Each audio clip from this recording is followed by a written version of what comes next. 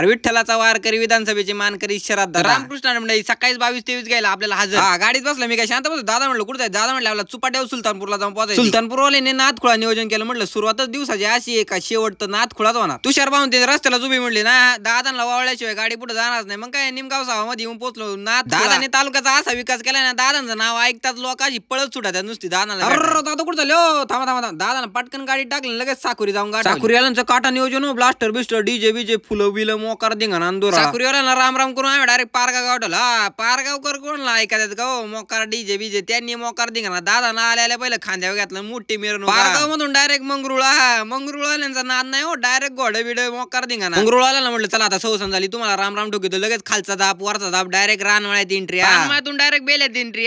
सागर भाऊ असल्या नुसता धिंगाणा नुसती पाऊस आणि फुलं पडा व्हिडिओ बदली झालाय हा पाऊस राजुरीचा या नादच नाही पंकज भाऊ अनिल मामा असल्या काटा नियोजन नुसत्या रिक्षा लाईन येत नुसत्या रिक्षा नुसता धिंगाणा एक एक कॉम्पिटिशन करीत डायरेक्ट जाधववाडी एंट्री आपली जाधववाडी आपलं गाव आपला अभिमान अख्ख्या तालुक्यात दादांची आवडती वाडी असं ती आपली जाधववाडी दादाने आलेल्या मस्त बिग भाषण टोकला तुम्ही व्हिडिओत बघितला दिवसभर आम्ही काय जेवलो नाही मग काय आपले सगळे कार्यकर्ते मोकार बेकार तावा आणला मस्त पैकी आणि आमटी भाकर कांदा लिंबू रपाट्यावर जेवण उडलं सगळ्यांनी जाऊन बोलतो